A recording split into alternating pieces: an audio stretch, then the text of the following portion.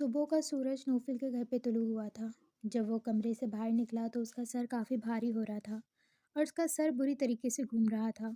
वो खुद को संभालते हुए शावर लेकर वापस आ चुका था। कपड़े पहनकर शीशे के सामने जब खुद को देखा तो रात के चंद मनाजिर उसके आंखों के सामने आए थे। और फिर उसने अपना सर झटक दिया और नीचे की तरफ जाने लगा। असमारा रात वाले कपड़ों में ही सोफे पे बैठी हुई थी। ऐसा महसूस होता था जैसे वो लोग अभी वापस आए हैं। वो सब चीज़ों को नज़रअंदाज करते हुए सोफे पर बैठ गया। अरसलान भी तब तक कपड़े तब्दील करके वहाँ पे बैठ चुका था। उन दोनों की नज़रें नोफिल पे जमी हुई थी। नोफिल अब उलझन का शिकार था। ये मुराद नज़र नहीं आ रहा। काफ़ी देर बाद उसने सवाल किया। वो दोनों बस उसे देखते रहे। क्या हुआ है? इतना घूर के क्या देख रहे हो? अरसलान कुछ सोचने वाले अंदाज में उसे देख रहा था और फिर बोला, कल रात क्या हुआ है तुम्हें कुछ भी नहीं पता क्या? वो सीधा मुद्दे पर आया था। घुमा कर आके बात करना उसे आती नहीं थी और सीधी बात करना वो पसंद करता था। असमारा भी इस दौरान बिल्कुल चुप थी। नोफिल गहरी नज़रों से उन दोनों को देखकर फिर नफ़ी में सर हिलाया। मुराद ने कल रात ज़रीन की कज़न से शादी कर ली है और ज़रीन कल से घर नहीं पहुंची। उसकी बारात वापस चली गई इसलिए उसे ये सब करना पड़ा। नोफिल पहले तो हैरान हुआ फिर अपनी तासुरात को नॉर्मल करके सही से बैठ गया। कल वो अपने घर गई थी? अरसलान ने सवाल किया तो नोफिल लापरवाही से उसे देखते हुए कहने लगा, चली गई होगी, मेरा क्या। वो नाक से मक्खी उड़ाते हुए बोल रहा था। नोफिल, ये बात इतनी आसान नहीं है जितनी तुम्हें लग रही है। हम अच्छी तरीके से जानते वो लड़की किस तरह की है। मेरी बात सुनो, तुम मुझे सच बताओ कि तुमने उसे घर जाते हुए देखा था? ना चाहते हुए भी अरसलान का लहजा सख्त हुआ था। नोफिल सख्त उलझन का शिकार था। मुझे नहीं पता, मेरे दिमाग मत खराब करो तुम। अब की बार नोफिल भी गुस्से में आया था। नोफिल, मुझे क्यों लग रहा है इन सब में तुम्हारा हाथ है। असमारा अरसलान के दिमाग में जो बात कब से चल रही थी बिलाखिर अरसलान के लबों पर आई थी वो बात। तुम्हें लगता है मैं उस दो कौड़ी की लड़की को छुपा के रख के बैठा हूँगा? और मेरा क्या फ़ायदा इसमें? वो अभी भी पुरसुकून था और उसकी यही पुरसुकून भरा लहजा उन दोनों को हैरानी में मुब्तला कर रहा था। देखो नोफिल, उसके बाप ने वो घर बेच दिया। ये सदमा उसकी दादी बर्दाश्त नहीं कर सकी और उनकी डेथ हो गई। हमें देर इसलिए हो गई क्योंकि हम उन्हें दफन करने गए हुए थे। मुराद ने उसकी कज़न से शादी कर ली। उसकी माँ भी अब मुराद के घर पे ही रहेगी अब।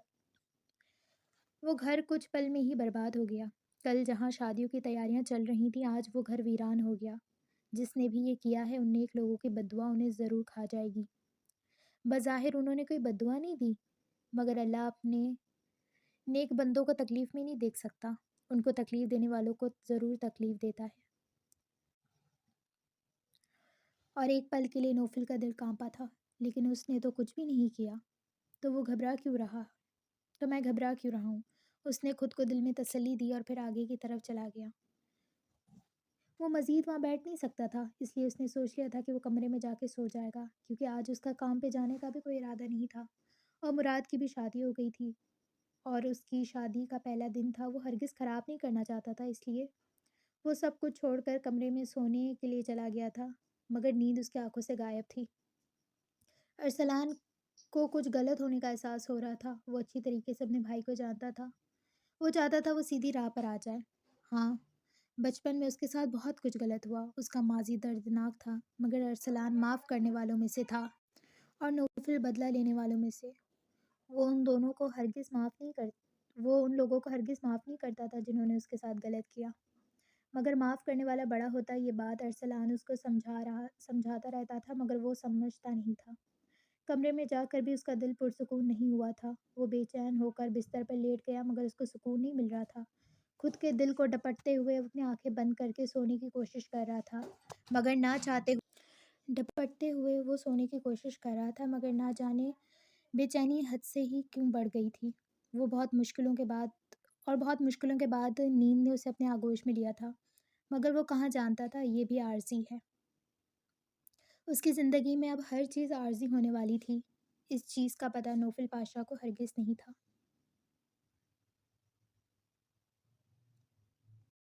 अब आपने क्या सोचा है? देखिए, मैं आपको बता देती हूँ, नोफिल सिर्फ मेरा है। मुझे नहीं पता आप कैसे करेंगी, لیکن آپ کو اسے میرا بنانا ہوگا۔ آپ جانتی ہیں نا میں کتنی محبت کرتی ہوں اس سے۔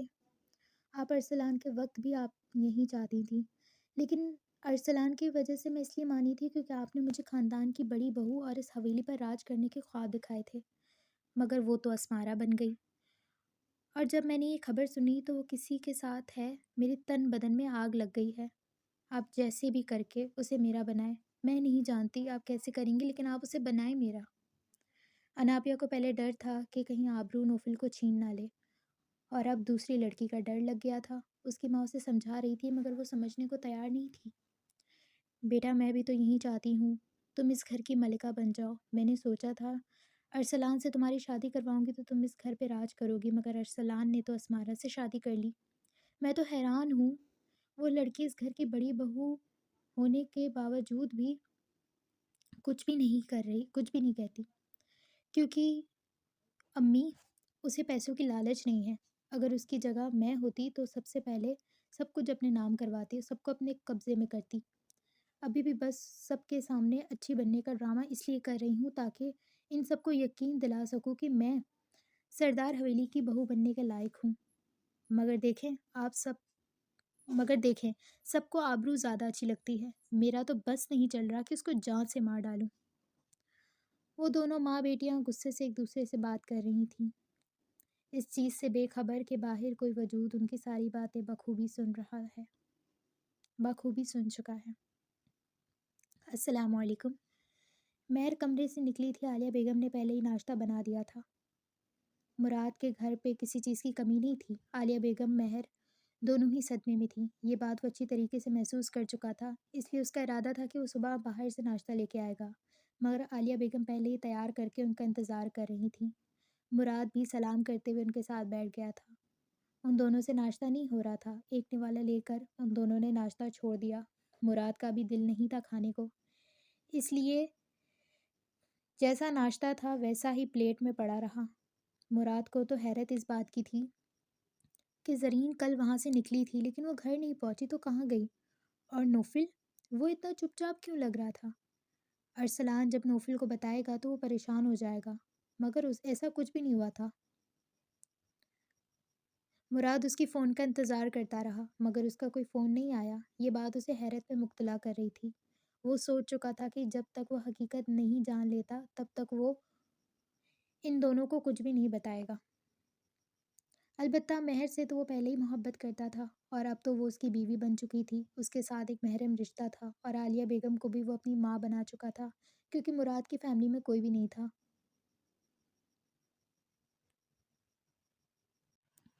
اسے نوفل بدلا بدلا لگ رہا تھا اور اس کی وجہ وہ نہیں سمجھ پا رہا تھا۔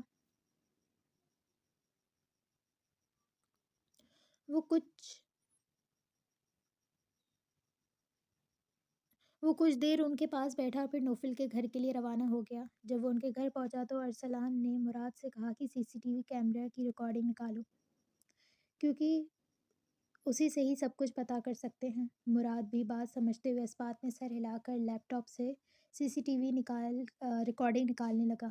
اسمارا، مراد، وہ تینوں پوری رات نہیں سوئے تھے۔ ان تینوں کو زرین کی فکر تھی، پتہ نہیں کہاں تھی، کس حال میں تھی، وہ ٹھیک تھی بھی یا نہیں۔ انہیں بس یہی ڈر ستائے جا رہا تھا کہیں اس کے ساتھ کچھ غلط نہ ہوا ہو۔ ارسلان تو شدت سے دل میں دعا کر رہا تھا کہ سب معاملات میں نوفل کا کوئی ہاتھ نہ ہو، وہ ہمیشہ اسے برائیوں سے دور رکھنے کی کوشش کرتا تھا، اور اگر ان سب میں نوفل کا ہاتھ ہوا تو آگے ارسلان سوچنا بھی نہیں چاہتا تھا۔ کچھ دیر بعد ریکارڈنگ ان تینوں کے سامنے تھی۔ اس ریکارڈنگ میں صاف طور پہ دیکھا جا سکتا تھا کہ زرین اور نوفل کی کوئی بحث ہو رہی ہے، اور پھر زرین کا غصے سے جانا، نوفل کا دیوار پر مکہ مارتے ہوئے دیکھنا اور زخمی ہاتھ کرنا، یہ صاف بتا رہا تھا کہ وہاں پہ جو بھی بات ہو رہی تھی وہ نارمل نہیں ہے۔ اس کے بعد زرین باہر کی طرف نکل گئی مگر وہ باہر نہیں گئی تھی، اچانک سے وہ اندر کی طرف بڑھنے لگی۔ ریکارڈنگ چلتی جا رہی تھی، ان تینوں کی سانسیں رکی ہوئی تھیں، پتہ نہیں اب کیا ہوگا۔ زرین کمرے کی طرف بڑھتی جا رہی تھی، وہ دوسرے کمرے کے سامنے آ کر کھڑی ہو گئی۔ کچھ دیر وہاں کھڑی رہنے کے بعد وہ اس کمرے کے اندر چلی گئی، اور اس کے بعد کی فوٹیج ڈیلیٹ تھی۔ ارسلان کا دل چاہا کہ اس لیپ ٹاپ کو توڑ دے، اسے غصہ آ رہا تھا، اسے نوفل پہ غصہ آ رہا تھا جو کہ وہ نوفل کے کمرے میں گئی تھی۔ وہ کمرہ نوفل کا تھا، وہ اس کا فارم ہاؤس والا کمرہ تھا، مگر جب وہ باہر جا رہی تھی تو پھر وہ وہاں کیوں گئی؟ مراد بھی کافی پریشان تھا یہ دیکھ کر۔ ابھی مزید کچھ کہتا کہ ارسلان غصے سے اٹھا اور نوفل کے کمرے کے اندر جانے لگا۔ نوفل، جس کو بہت مشکلوں کے بعد نیند آئی تھی، ارسلان کی آواز پر ناگواری سے اس کو دیکھ کر اٹھ بیٹھا۔ کیا ہو گیا ہے؟ کیوں چلا رہے ہو؟ اس نے پرسکون لہجے میں کہا۔ لڑکی کہاں ہے؟ کون سی لڑکی؟ وہ نہ سمجھی سے اسے دیکھ رہا تھا۔ نوفل، میں تم سے پوچھ رہا ہوں، وہ لڑکی کہاں ہے؟ وہ لڑکی آخری بار تمہارے کمرے میں گئی تھی اور اس کے بعد نہیں پتا کہ وہ کہاں چلی گئی۔ مجھے صاف صاف بتاؤ، وہ لڑکی کہاں ہے؟ آج پہلی بار ارسلان کو نوفل پہ غصہ آ رہا تھا۔ نوفل تو خود بھی ارسلان کا یہ روپ دیکھ کر حیران تھا۔ کیا تم پاگل ہو گئے ہو؟ مجھے نہیں پتا وہ کہاں ہے، اور میرا اس سے کوئی تعلق نہیں ہے، اس لیے میرا دماغ خراب مت کرو اور چلے جاؤ یہاں سے۔ وہ ماننے کو تیار ہی نہیں تھا کہ وہ زرین کے بارے میں کچھ جانتا ہے۔ ایک پل کے لیے تو ارسلان کو لگا کہ وہ سچ کہہ رہا ہے، کیونکہ نوفل پوری دنیا سے جھوٹ بول سکتا ہے مگر اپنے بھائی ارسلان سے نہیں۔ مگر جو ابھی دیکھ کر آیا تھا اس پہ یقین کریں یا پھر نوفل پہ؟ ابھی وہ لوگ اسی طریقے سے آپس میں بحث کر رہے تھے جب مراد کمرے کے اندر داخل ہوا۔ بھائی، نوفل کے کمرے سے زرین کا دوپٹہ ملا ہے، اور ارسلان بے یقینی سے نوفل کی طرف دیکھنے لگا۔ نوفل خود بھی حیران تھا۔ جب اس کی نظر ارسلان میں پڑی تو اس کی آنکھوں کو دیکھ کر وہ تھم گیا۔ اس کے بھائی کی آنکھوں میں ناگواری تھی، بے یقینی تھی۔ نوفل جلدی سے چادر کو پیچھے ہٹاتے ہوئے ارسلان کے سامنے آ کر کھڑا ہوا۔ تم تو میرے بھائی ہو نا؟ میں سچ کہہ رہا ہوں، میں نے کچھ نہیں کیا۔ مجھے نہیں پتا کہ اس لڑکی کا دوپٹہ میرے کمرے میں کیا کر رہا تھا، لیکن میں سچ کہہ رہا ہوں، پوری دنیا اس کے بارے میں کیا سوچے اسے فرق نہیں پڑتا تھا، مگر ان چند لوگوں سے اسے فرق پڑتا تھا، جس میں ارسلان سب سے اوپر تھا۔ ارسلان خاموش رہا، اس نے کچھ نہیں کہا۔ ارسلان، تم سن رہے ہو نا؟ وہ پھر سے بولا تھا، لیکن ارسلان پھر بھی کچھ نہیں بولا۔ کافی دیر بعد ارسلان کی آواز آئی۔ اس کی آواز میں دکھ تھا۔ میں نے ہمیشہ تمہیں سگے بھائیوں سے بڑھ کر سمجھا، مگر تم نے آج ثابت کر دیا کہ تم سگے نہیں ہو، کیونکہ میرا بھائی اتنا گھٹیا نہیں ہو سکتا ایک لڑکی کی عزت خراب کرے۔ مجھے شرم آ رہی ہے تمہیں اپنا بھائی کہتے ہوئے۔ وہ یہ الفاظ ادا کر کے وہاں سے جا چکا تھا۔ اسمارا نے دکھ سے دونوں بھائیوں کو دیکھا، پھر ارسلان کے پیچھے چلی گئی، اور نوفل کی تو جیسے دنیا ہی تھم گئی۔ وہ پتھر کا ہو کر رہ گیا۔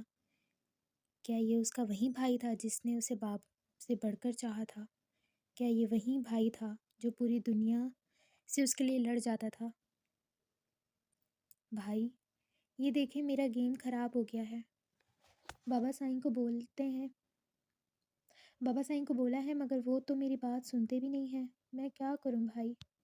وہ 9 سالہ نوفل اپنے 16 سالہ بھائی ارسلان سے مخاطب تھا۔ ارے میری جان، اتنی سی بات۔ یہ میرا نیا ویڈیو گیم ہے، تم لے لو۔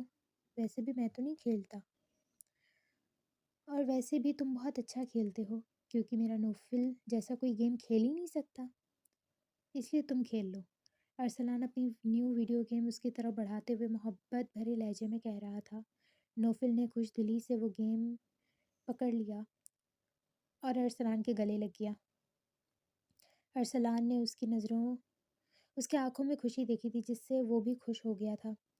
ارسلان اچھے سے جانتا تھا کہ نوفل بچپن ہی سے توجہ کا محتاج رہا تھا۔ نور بانو پاشا زرار پاشا کی پہلی بیوی تھی، جن سے انہوں نے پسند کی شادی کی تھی، مگر ان کی بچپن سے ہی ایک منگیتر تھی، جو ان کے چاچا کی بیٹی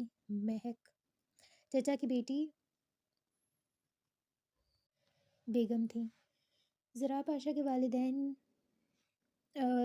کے والد ان کی اور نور بانو کی شادی کے لیے اس شرط پہ مانے تھے کہ اگر وہ مہک سے بھی شادی کرے گا، کیونکہ ان کے خاندان میں رواج تھا کہ ایک بار کسی کا رشتہ اگر جوڑ دیا جائے تو دوبارہ اس لڑکی کا رشتہ کسی اور کے ساتھ نہیں کیا جاتا، وہ لڑکی ساری زندگی کنواری ہی کیوں نہ رہ جائے۔ مگر اس کی شادی کسی اور سے نہیں ہوتی تھی۔ زرار پاشا کے والد کو اپنی بھتیجی بہت عزیز تھی، تو وہ ہرگز اس کے ساتھ کوئی ظلم نہیں کرنا چاہتے تھے، اس لیے انہوں نے زرار پاشا پر دباؤ ڈالا تو انہوں نے اس بات میں سر ہلایا۔ مہک بیگم سے انہوں نے دوسری شادی کر لی۔ نور بانو پاشا کو بھی کوئی مسئلہ نہیں تھا، کیونکہ وہ ایک اچھے سے جانتی تھی کہ مہک ایک نرم دل کی اور ایک اچھی لڑکی ہے۔ انہیں کوئی خوف نہیں تھا کہ نہ ہی انہیں کوئی شک تھا ان کا شوہر کسی اور کا ہو جائے گا۔ انہیں پتہ تھا زرار پاشا کو انصاف کرنا آتا ہے، وہ انصاف کریں گے، مگر یہ نور بانو پاشا کی خام خیالی تھی کہ وہ انصاف کریں گے۔ شادی کی ہی رات انہوں نے مہک سے کہہ دیا تھا کہ میرے دل پر اور مجھ پہ صرف میری پہلی بیوی کا حق ہے۔ یہ بات سن کر مہک کو برا تو بہت لگا تھا، مگر اپنی آنسو ضبط کرتے ہوئے کھوکھلی مسکراہٹ ان کی طرف بڑھائی۔ اس مسکراہٹ کے پیچھے والا غم وہ جانتی تھی۔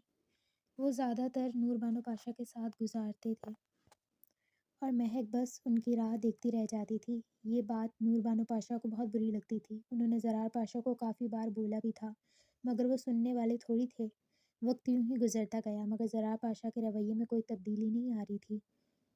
اور انہی دنوں ارسلان کی پیدائش ہوئی تھی۔ زرار پاشا کا تو بس نہیں چل رہا تھا کہ خوشی سے پاگل ہو جائیں۔ وہ بہت زیادہ خوش تھے، مگر مہک کی گود ابھی بھی سونی تھی۔ وہ ارسلان کو اپنا بیٹا سمجھتی تھیں، اس لیے نور بانو پاشا سے اجازت لے کر اسے اپنے ساتھ لے جاتی۔ نور بانو ایک اچھے دل کی عورت تھی، اس لیے انہوں نے بھی کبھی منع نہیں کیا تھا۔ وقت یوں ہی گزرتا جا رہا تھا۔ جب زرار پاشا کے والد کا انتقال ہوا تو جو تھوڑی سی توجہ وہ اپنے والد کی وجہ سے مہک کو دیتے تھے، انہوں نے وہ بھی دینا بند کر دی۔ اور پھر بالآخر 7 سال بعد مہک بیگم کو خبر ملی کہ وہ امید سے ہیں، اور یہ خبر ان کے لیے خوشی کی باعث بنی تھی۔ وہ خوش ہوتے ہوئے سب سے پہلے نور بانو پاشا کو بتانے لگیں۔ وہ بہت خوش ہوئی تھیں۔ مہک بیگم کو اب یقین تھا کہ زرار پاشا کا دل ان کی طرف اب متوجہ ہو جائے گا، کیونکہ اگر نور بانو کا بیٹا سن کر وہ اتنا خوش ہوئے ہیں تو جب انہیں دوسرے بیٹے کی خوشخبری ملے گی تو وہ کتنا خوش ہوں گے۔ لیکن ارسلان کے بعد نور بانو پاشا پھر سے امید سے نہ تھیں۔ نور بانو پاشا امید سے تھی، مگر ان کا بچہ نہیں بچ سکا تھا، اور ڈاکٹر نے یہ کہہ دیا تھا کہ وہ دوبارہ ماں نہیں بن سکتی۔ مگر زرار پاشا نے کہہ دیا تھا کہ کوئی بات نہیں، ہمارے پاس ارسلان تو ہے نا۔ مگر نور بانو پاشا کو بیٹی کی تمنا رہ گئی۔ جب انہوں نے مہک کا امید سے ہونا پتہ چلا تو انہوں نے دل سے تمنا کی تھی کہ اس کی بیٹی ہو، تاکہ وہ اسے اپنی بیٹیوں کی طرح رکھیں، جیسے مہک ارسلان کو اپنے بیٹوں کی طرح رکھتی ہیں۔ مہک بہت زیادہ خوش تھی اور پرجوش بھی تھی یہ خبر زرار پاشا کو سنانے کے لیے۔ نور بانو پاشا نے انہیں اچھے طریقے سے تیار کیا تھا اور پھر یہ کہا تھا کہ یہ خبر تم بہت خوشی سے ان کو بتانا، وہ بہت خوش ہوں گے۔ ان دونوں کو دیکھ کر کوئی بھی نہیں کہہ سکتا تھا کہ وہ دونوں آپس میں سوتنے ہیں، بلکہ وہ دونوں ایک اچھے دل کی مالک تھیں۔ ان کا یہی رویہ، محبت دیکھ کر تنزیلہ بیگم کڑتی رہتی تھیں، اور زبیدہ بیگم کو بھی کوئی خاص ان دونوں سے کوئی محبت یا پسند نہیں تھی۔ مگر ان دونوں کو کہاں فرق پڑتا تھا۔ وہ بہت خوش دلی سے زرار پاشا کا انتظار کر رہی تھیں، مگر وہ سیدھا نور بانو پاشا کے کمرے میں چلے گئے۔ نور بانو نے بہت ضد کر کے انہیں مہک کے کمرے میں بھیجا تھا۔ وہ بیزاری سے ان کے کمرے کے اندر چلے گئے، مگر سامنے کا منظر دیکھ کر ان کے چہرے پر ناگواری اور ماتھے پر بل پڑے تھے۔ وہ لال کلر کے جوڑے میں انتہائی حسین لگ رہی تھی۔ کوئی بھی دیکھتا تو دل ہار بیٹھتا، مگر وہ زرار پاشا کو اس وقت کوئی زہر لگ رہی تھی۔ یہ کیا ہے؟ وہ غصے سے ان کو، اور کمرے پہ ہر طرف لال کلر کے گلاب پڑے ہوئے تھے، ان کو دیکھ کر بول رہے تھے۔ مہک پہلے تو گھبرائی، پھر کافی ہمت جما کر کے بولی، سائیں، وہ مجھے آپ کو کچھ بتانا ہے۔ وہ ڈرتے ہوئے کہہ رہی تھی، جلدی بتاؤ، میں تھک گیا ہوں، مجھے اپنے کمرے میں جانا ہے۔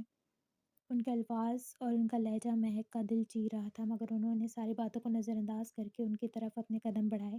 زرار پاشا بیزاری سے ان کی طرف دیکھتے ہوئے اب غصے بھرے لہجے میں بولے، کیا تم بتاؤ گی کیا ہوا ہے؟ اور اتنا سب تیاری کیوں کی ہے تم نے؟ اب کی بار ان کا لہجہ انتہائی سخت تھا۔ مہک سہم گئی۔ وہ میں بتانا چاہتی ہوں، وہ ہکلا کر بول رہی تھیں۔ ان کے لہجے کا غصے بھرا لہجہ دیکھ کر مہک کی جان جا رہی تھی۔ آج تک مہک نے کبھی بھی انہیں نور بانو پاشا پر غصہ کرتے ہوئے نہیں دیکھا تھا، اور مہک نے آج تک کبھی زرار پاشا کو خود سے محبت بھرے الفاظ ادا کرتے ہوئے بھی نہیں دیکھا تھا۔ ان کی محبت کی حقدار صرف نور بانو پاشا تھی، اور ان کی نفرت اور ناگواری کی حقدار مہک پاشا۔ آپ باپ بننے والے ہیں۔ ڈرتے ہوئے انہوں نے اپنے الفاظ ادا کیے تو زرار پاشا کے ماتھے پر بل اور گہرے ہو گئے۔ وہ حیرانی سے مہک کو دیکھ رہے تھے۔ کمرے میں موت سا سناٹا تھا، اور پھر کافی دیر بعد زرار پاشا کی آواز ان کے کانوں میں آئی تو ان کے پیروں کے نیچے سے جیسے زمین نکلنا کسے کہتے ہیں یہ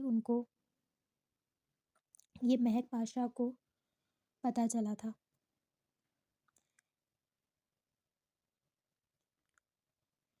اور ان کے الفاظ سن کے پیروں تلے سے زمین کھسکنا کسے کہتے ہیں یہ مہک پاشا کو پتہ چلا تھا۔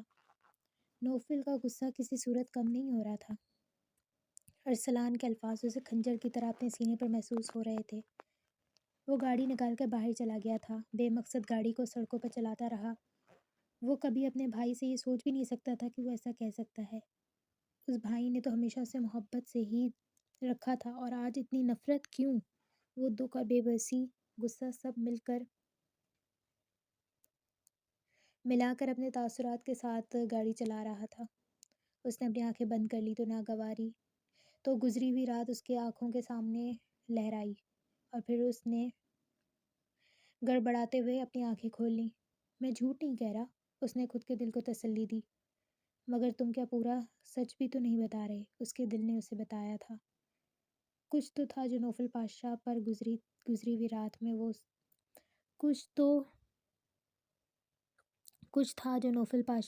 ہوئی رات میں اسے دفن کر کے واپس آیا تھا۔ مگر یہ کیا ہو گیا تھا؟ اس کا دماغ اسے کہہ رہا تھا کہ تم جھوٹ نہیں کہہ رہے، تم سچ کہہ رہے اور حق پہ ہو، مگر اس کا دل کہہ رہا تھا کہ تم پوری حقیقت بھی نہیں بتا رہے۔ کچھ حقیقت اس رات کے ساتھ نوفل دفن کرنے کا ارادہ رکھتا تھا، مگر شاید وہ رات جیسے اس کے ذہن میں نقش ہو گئی تھی، اسی طریقے سے وہ حقیقت بھی اب سب کے سامنے آشکار کرنا چاہتا تھا۔